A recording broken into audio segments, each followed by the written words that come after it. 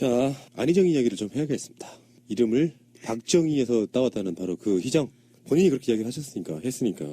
다른 걸 떠나서 박근혜의 미르 K스포츠재단 그것도 알고 보면 선의로 했는데 법을 따르지 않아서 문제가 발생한 거다. 물론 전체 맥락에서는 그게 중요한 맥락은 아니었는데요. 안희정 지사가 우클릭 하다가 이제 박근혜와 최순실의 미르 K스포츠재단을 선의로 했다는 그 단어 한마디가 주는 파급력이 저는 굉장히 크다고 보거든요. 저도 저만 해도 이 양반 웬만하면 보호해 주려고 엄청 노력했는데요.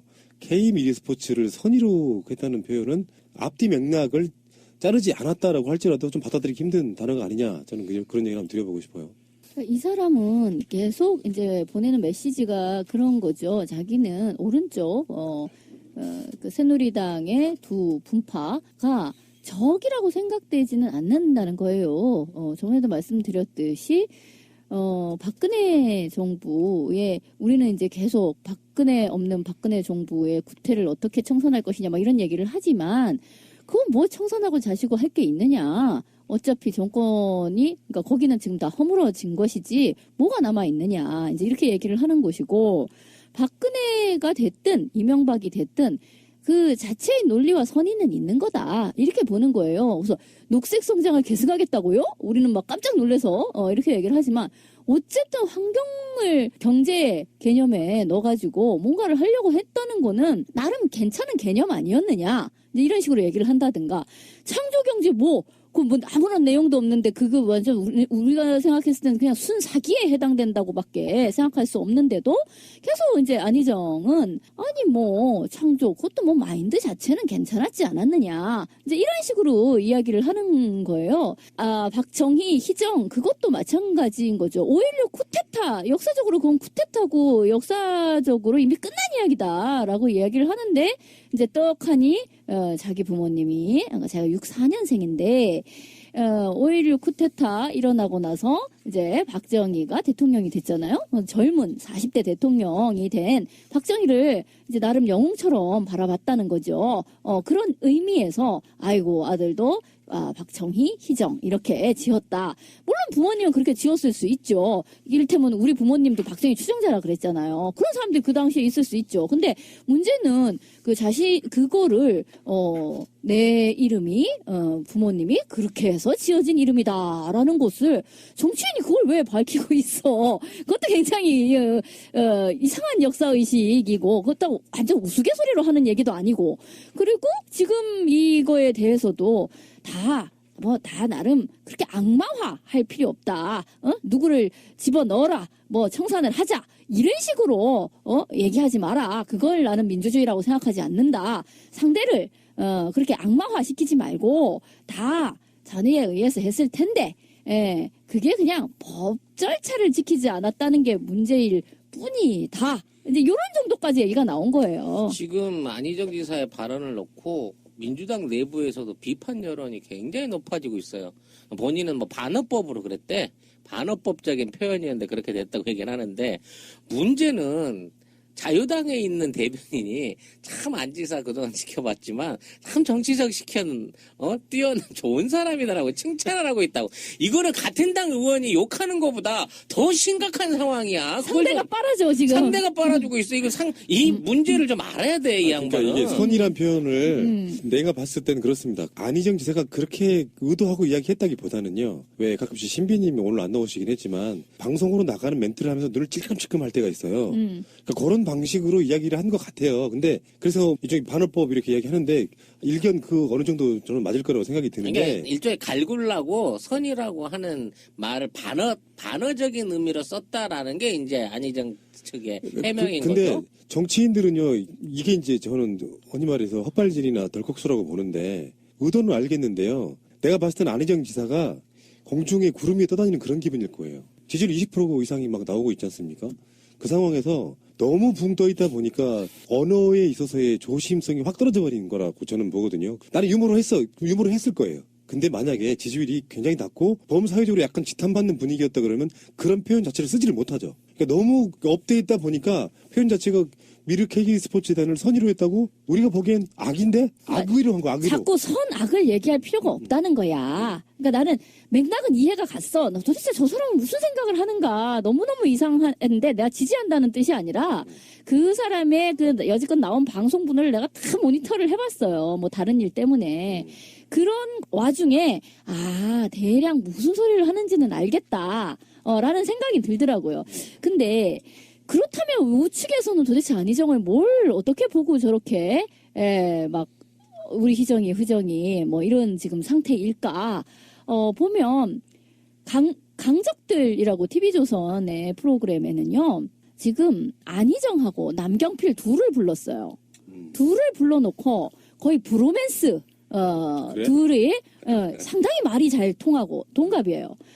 말이 잘 통하고 뭔가 합리적이고 또 지향하는 바가 어느 정도 같고 이렇다는 걸로 둘을 막 엮으면서 막 꽃길을 깔아주고 있어요. 그런 프로그램이 하나 있었고 그 다음에는 이제 유승민을 부른 거죠. 그러니까 이쪽은 전혀 강적들 같은 데서는 부르지를 않아요. 다른 후보는 부르지를 않고 그냥 그 자기들 이제 입맛에 맞는다고 생각해서 안희정까지를 부른 거예요.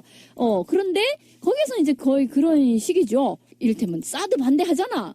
너 사드 반대하잖아. 그럼 됐어. 우리 편이야. 이제 이런 식으로 아예 그렇게 말이 나와요.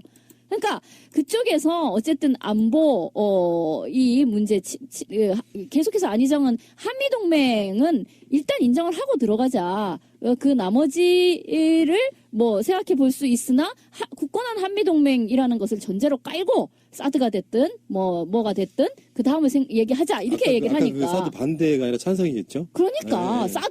너 안희정은 사드 찬성하잖아. 그러니까 우리 편이야. 이제 이런 식으로 이야기를 해요. 거기 약간 말이 약간 거친데 그런 식으로 얘기를 하고 그러니까 우리는 같은 편일 수 있다. 라고 선을 긋고 너무 웃긴 게 50대 대망론 이야기하면서 막 후보들을 열거를 하는데 50대. 근데 그 와중에 이재명은 아예 호명도 하지 않아. 그러니까 그쪽에서는 아웃 오브 안중 이고요. 어쨌든 그런 쪽에서 안희정은 저쪽에서 매우 반기는 도저히 이쪽에 주자를 내세울 수 없는 상황까지로 본다고 하면 거의 이쪽에서는 전패 분위기인데 그나마 유승민, 그나마 남경필, 그나마 안희정을 조금 더 이쪽과 브로맨스를 찍게 된다면 얼마나 좋을까라고 생각하는 것 같더라고요. 근데 이제 안희정 지사 입장에서는 첫 출발은 뭐 될 가능성은 없어 보이지만 일단 기반 한번 올려보고 인지도 높이고 그러면서 안정적으로 문재인 전 대표가 정권 교체하게끔 도와주자는 의식으로 출발했을 수도 있어요. 일단은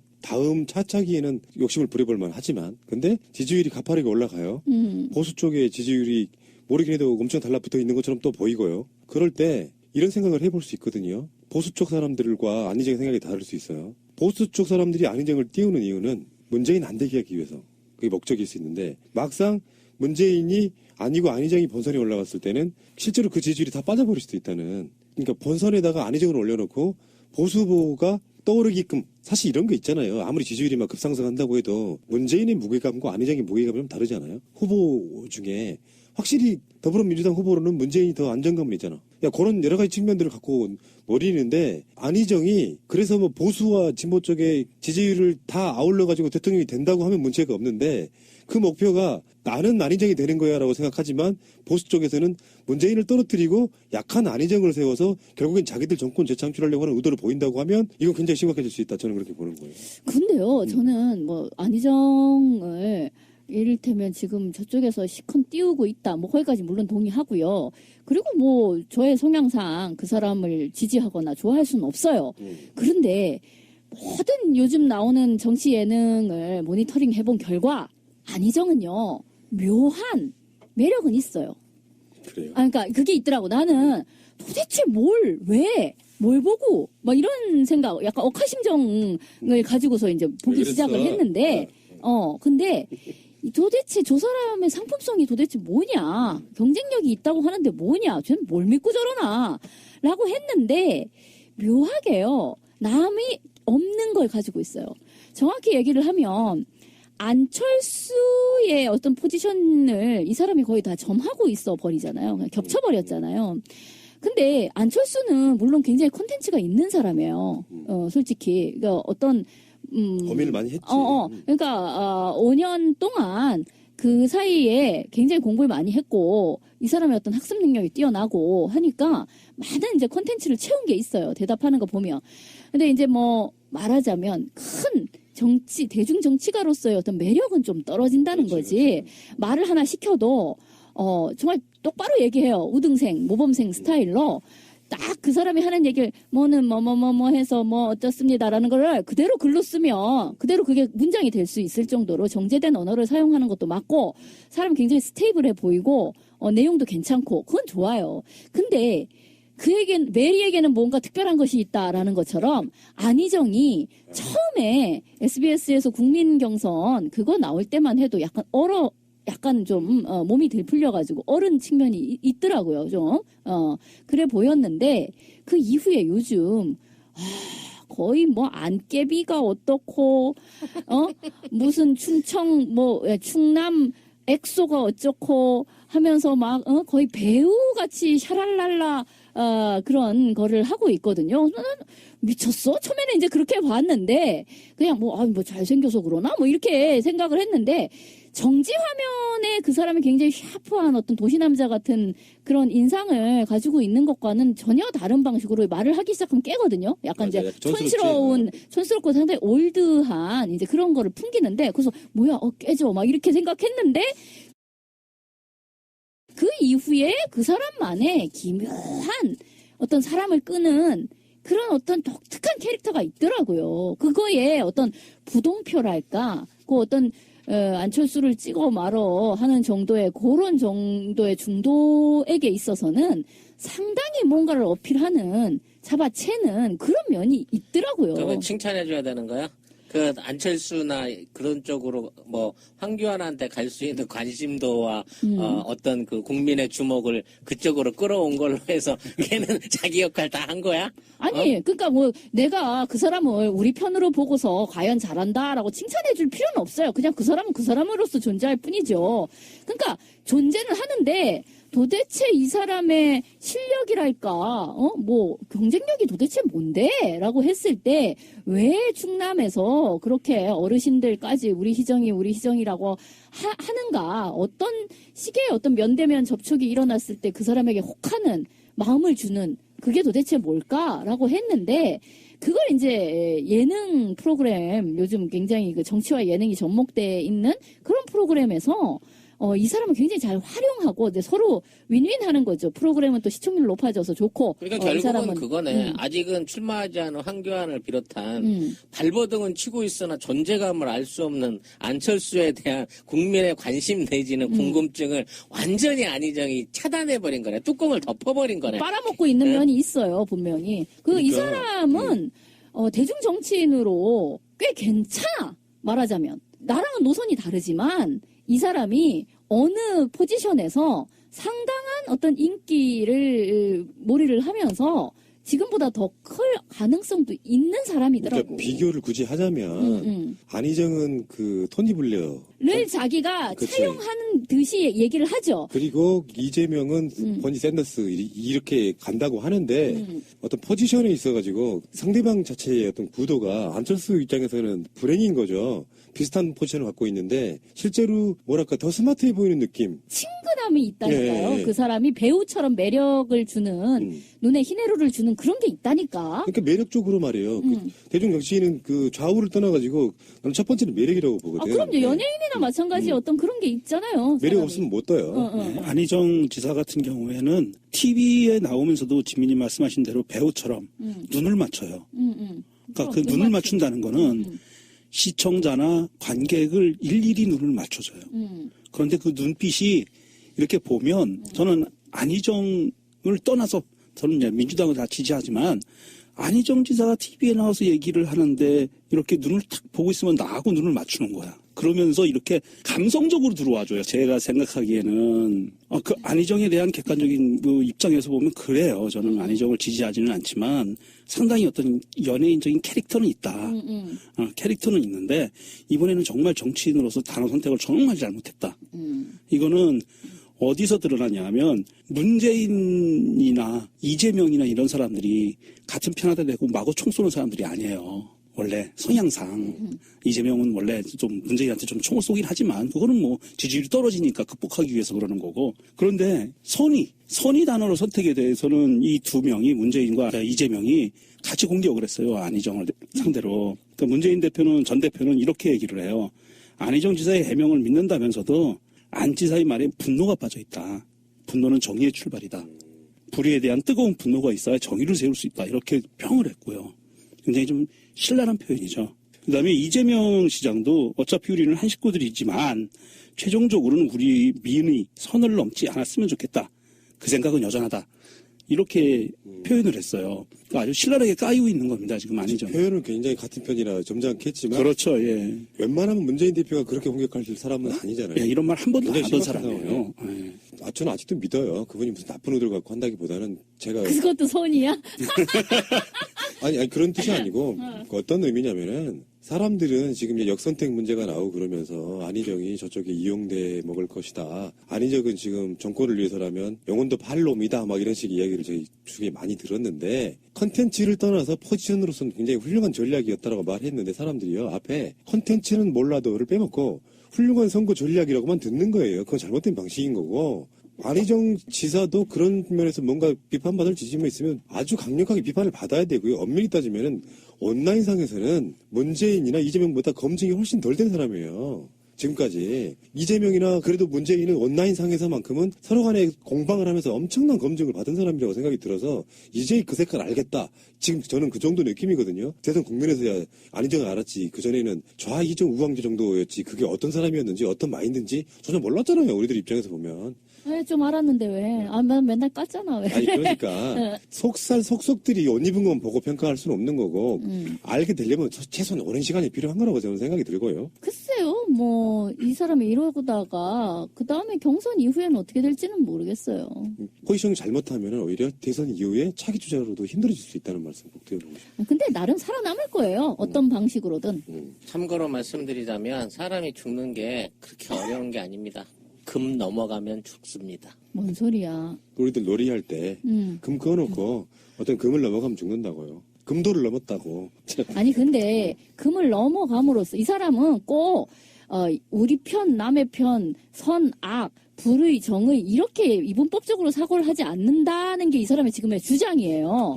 우리는 인정할 수 없지만 이 사람은 그걸 주장한다고. 그렇다면 그 노선에 따라서 갈 여지가 있고 그 가능성도 있는 거예요. 근데 그렇게 하라고. 근데 그러니까- 우리는 금 넘어갔는데 살았다고 우기는 놈하고는 게임 안 해. 근데 나도 이제 팟캐스트 막 시작했을 때랑 지금이랑 생각이 많이 바뀐 것 중에 하나인데요. 이분법적으로 가는 게 결코 바람직하진 않아요. 그러니까 가끔씩 그런 메시지 저도 이 방송으로 내보내거든요. 이해하려면 박근혜 지지자들 이해 못하겠냐. 이해할 수 있다. 그들 입장에서는 그렇게 박근혜를 지지하는 게 세뇌든 언론이든 조작들이든 간에 이해할 수 있는데 정치 지도자는 그런 식으로 가버리면은 자기를 지지했던 사람들한테 굉장히 많은 허탈감과 그런 식으로 이도저도 아닌 걸로 가는 것 자체는 저는 그렇게 썩 좋은 방법이라고 생각하진 않아요. 글쎄, 정치는 뭐 고전적인 의미에서 친구와 적을 구분하는 거라고 얘기를 한단 말이에요. 근데 이 사람은 그렇게 생각하지 않는 거죠. 그거는 통합을 자기는 추구하지 적과 동지를 구분하는 그런 것이 민주주의가 아니다라고 얘기를 할 테니까 하여튼 뭐 그거는 가치관의 차이라고 생각할 수밖에 없고 이 사람은 결국 그 노선을 가지고 자기 사기 국리를 하겠죠. 앞으로. 그러니까 꼭 굳이 민주당에 있어야 할 이유도 없는 것이고. 위안부 합의 반대 단체에 지원금을 아예 박근혜가 끊어버렸어요. 화해치유재단에다가는 돈이 지원되고 반대 성명 같은 걸 했던 재단들 있죠. 뭐 나눔의 집 같은데 이런 데 지원금을 다 끊어버리는 방식으로 최근에 살아계신 분들 40여 분 중에서 거의 30한 서너 분 정도가 한일 위안부 합의에 찬성했다라고까지 발표를 억지로 하고 있어요. 본인들이 찬성하지도 않았는데 근데 2015년 12월 28일 합의 그 이듬해 2016년부터 그런 식으로 위안부 합의에 대해서 반대했던 단체들에게 정부 지원금이 계속 사라지고 있다는 거예요. 좀 심각하지 않습니까? 참 철저하게 꼼꼼하네요. 예. 세월호하고 위안부, 교과서, 뭐 사드 이 몇몇 가지에 대해서는 야 이렇게 막 집요하죠. 집요하기도 하고 끈질기기도 하고 꼼꼼하기도 하고 이게 전담팀이 따로 있는 게 아닌가 싶을 정도로 이건 최순실이 하는 게 아닌 것 같아. 최순실이 감옥에 들어가 있는데도 불구하고 구치소에 있는데도 불구하고 이렇게까지 있으나 없으나 똑같이 진행되는 거 보면 이거는 누군가 전담팀이 따로 있고 이 자체를 관리하는 애들은 국가 조직이 아닌 것 같아요. 그냥 일본 사람들이 그냥 일본 사람들이 국내에 들어와서 어떤 압력 단체를 만들어서 국정을 그냥 좌지우지하고 있는 듯한 느낌이야.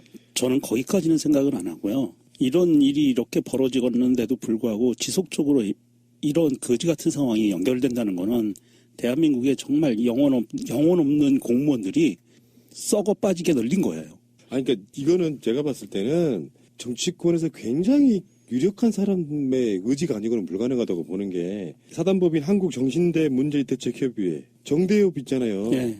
우리 방송에 나오신 적도 있지요. 네. 대표님. 그리고 나눔의 집, 일본군 위안부 할머니 함께하는 마창진 시민 모임 등 여러 가지 단체들이 그렇게 받고 있다라고 하면 정치권의 어떤 유력한 사람들의 그러니까 힘이라고 보는 것이고요. 하나 더는 어떤 면에서 보면 또 하나의 블랙리스트잖아요, 이게. 그렇죠. 예. 한일 위안부 합의에 반대하는 지금까지 정부 보조금이 나갔던 단체들을 다 싹 끊어버리는 방식으로 이게 정말로 비열한데 이걸 누가 주도하는지를 이 사람도 만약에 지금 현재 여성가족부 장관이 이걸 주도하고 있다면 이 사람도 수사 대상이다. 저는 이렇게 봐요. 이게 말이 됩니까? 이게 예산 지원 문제는 여성가족부에서 할 수 있는 범위를 넘어서지 않나 싶어요. 그래서 박근혜는 거의 뭐 탄핵 인용 지경까지 몰렸고 특검 수사도 지금 광범위하게 진행이 돼서 거의 이제 뭐 드러날 거 거의 다 드러나고 이거 법의 심판받을 일만 남아있는 것 같은데 이 와중에 공무원들이 그냥 굴러가던 탄력으로 계속 가는 거예요. 영혼 없는 애들이 이거를 바로 잡아야 되겠다. 아 이제는 잘못된 거구나라고 스스로 깨우치지를 못하는 거야. 아직도 이제 무너져버린 권력, 이제 사라질 권력에 충성을 해가지고 자기 어떤 마지막 불꽃이라 그래야 되나? 뽑아먹을 수 있는 마지막 인사고가를 채우려고 하는 행위가 아니고서야 어떻게 이런 일이 일어날 수가 있겠냐고. 이거 나중에 잘못 집행한 걸로 해갖고 자기가 문책당할 수도 있다는 생각을 하고 이런 부분에 있어서는 제대로 된 어떤 재경부 공무원처럼 내가 이러이러해서 강제적으로 집행을 할 수밖에 없었다라고 메모라도 남기면서 이 일을 했다면 모를까. 얘네들은 그런 것도 아닌 것 같아. 이거는 그것이 결정된 게 2015년 거의 말이었고 이런 일이 일어난 게 2016년이었다고 하면 전반적으로 다 정부 특히나 청와대에서 분명히 그러면 그런 단체들 지원 끊어버려. 이게 지금 시정이 안 된 채로 여기까지 내려온 거라고. 그러니까 이미 작년에 끊어버리려고 이 협의 사항과 관계없이 한일 비밀 협의와 관계없이 이미 끊어버리라고 작년도에 예산 배정했던 상황에서부터 지침이 있었던 거야 이거는. 불과 뭐 올해 들어서 1월달, 2월달에 결정된 내용이 아닐 것 같다는 거지. 그렇죠. 자, 알겠습니다. 여기까지 하겠습니다.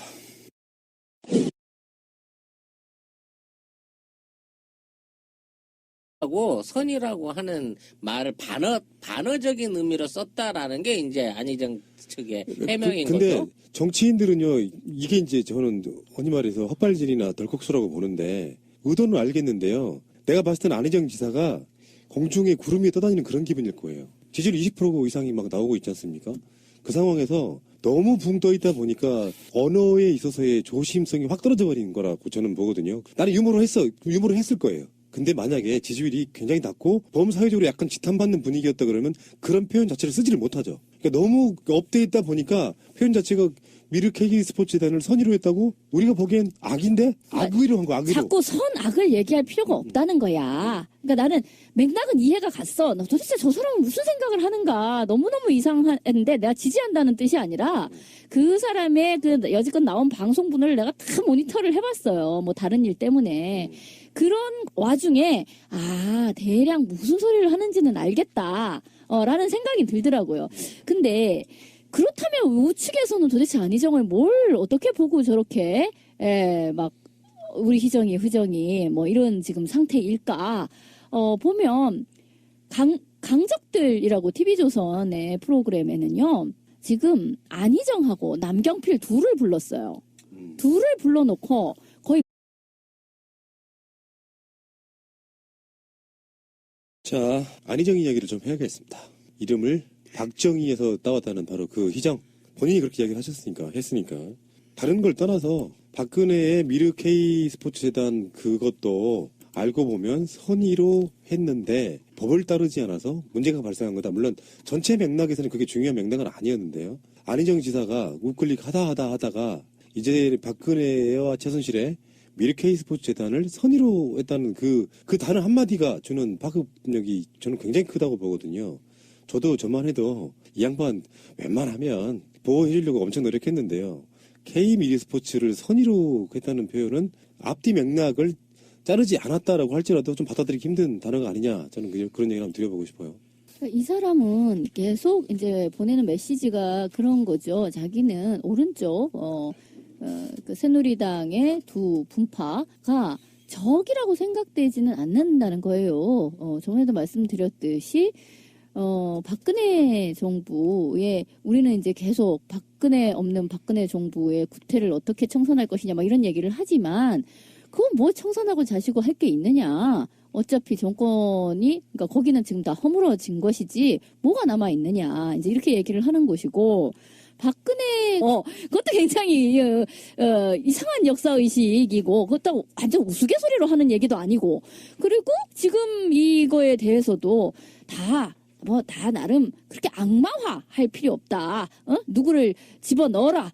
청산을 하자. 이런 식으로, 얘기하지 마라. 그걸 나는 민주주의라고 생각하지 않는다. 상대를, 그렇게 악마화 시키지 말고, 다 자네에 의해서 했을 텐데, 그게 그냥 법 절차를 지키지 않았다는 게 문제일 뿐이다. 이제 이런 정도까지 얘기가 나온 거예요. 지금 안희정 지사의 발언을 놓고 민주당 내부에서도 비판 여론이 굉장히 높아지고 있어요. 본인은 반어법으로 그랬대. 반어법적인 표현이었는데 그렇게 됐다고 얘기는 하는데, 문제는 자유당에 있는 대변인이 참 안지사 그동안 지켜봤지만 참 정치적 시켜는 뛰어난 좋은 사람이다라고 칭찬을 하고 있다고. 이거는 같은 당 의원이 욕하는 것보다 더 심각한 상황이야. 상대가 빨아줘 지금. 상대가 빨아주고 있어. 이 문제를 좀 알아야 돼, 이 양반은. 그러니까 이게 선이란 표현을 내가 봤을 때는 그렇습니다. 안희정 지사가 그렇게 의도하고 이야기했다기보다는요. 왜 가끔씩 신비님이 오늘 안 나오시긴 했지만 방송으로 나가는 멘트를 하면서 눈을 찔끔찔끔 할 때가 있어요. 그러니까 그런 방식으로 이야기를 한 것 같아요. 근데 그래서 이쪽이 반어법 이렇게 이야기하는데 일견 어느 정도 저는 맞을 거라고 생각이 드는데. 그러니까 일종의 갈굴라. 브로맨스. 그래? 둘이 상당히 말이 잘 통하고 동갑이에요. 말이 잘 통하고 뭔가 합리적이고 또 지향하는 바가 어느 정도 같고 이렇다는 걸로 둘을 막 엮으면서 막 꽃길을 깔아주고 있어요. 그런 프로그램이 하나 있었고 그 다음에는 이제 유승민을 부른 거죠. 그러니까 이쪽은 전혀 강적들 같은 데서 부르지를 않아요. 다른 후보는 부르지를 않고 그냥 자기들 이제 입맛에 맞는다고 생각해서 안희정까지를 부른 거예요. 그런데 거기서 이제 거의 그런 식이죠. 이를테면 사드 반대하잖아. 너 사드 반대하잖아. 그럼 됐어. 우리 편이야. 이제 이런 식으로 아예 그렇게 말이 나와요. 그러니까 그쪽에서 어쨌든 안보 이 문제 계속해서 안희정은 한미동맹은 일단 인정을 하고 들어가자. 그 나머지를 생각해 볼 수 있으나 굳건한 한미동맹이라는 것을 전제로 깔고 사드가 됐든 뭐가 됐든 그 다음에 얘기하자 이렇게 얘기를 하니까. 그 사드 반대가 아니라 찬성이겠죠? 그러니까 네. 너 안희정은 사드 찬성하잖아. 그러니까 우리 편이야. 이제 이런 식으로 이야기를 해요. 거기 약간 말이 약간 거친데 그런 식으로 얘기를 하고 그러니까 우리는 같은 편일 수 있다. 라고 선을 긋고 너무 웃긴 게 50대 대망론 이야기가 됐든 이명박이 됐든 그 자체의 논리와 선의는 있는 거다. 이렇게 보는 거예요. 그래서 녹색 성장을 계승하겠다고요? 우리는 막 깜짝 놀라서 이렇게 얘기를 하지만 어쨌든 환경을 경제 개념에 넣어가지고 뭔가를 하려고 했다는 거는 나름 괜찮은 개념 아니었느냐. 이런 식으로 얘기를 한다든가. 창조경제 아무런 내용도 없는데 그거 완전 우리가 생각했을 때는 그냥 순사기에 해당된다고밖에 생각할 수 없는데도 계속 이제 안희정은 창조 그것도 마인드 자체는 괜찮았지 않았느냐 이제 이런 식으로 이야기를 하는 거예요. 박정희 희정 그것도 마찬가지인 거죠. 5.16 쿠데타 역사적으로 그건 쿠데타고 역사적으로 이미 끝난 이야기다라고 이야기를 하는데 이제 떡하니 자기 부모님이 제가 64년생인데 5.16 쿠데타 일어나고 나서 이제 박정희가 대통령이 됐잖아요. 젊은 40대 대통령이 된 박정희를 이제 나름 영웅처럼 바라봤다는 거죠. 그런 의미에서 아이고 아들도 박정희, 희정 이렇게 지었다. 물론 부모님은 그렇게 지었을 수 있죠. 이를테면 우리 부모님도 박정희 추종자라 그랬잖아요. 그런 사람들이 그 당시에 있을 수 있죠. 근데 문제는 그거를 내 이름이 부모님이 그렇게 해서 지어진 이름이다라는 것을 정치인이 그걸 왜 밝히고 있어?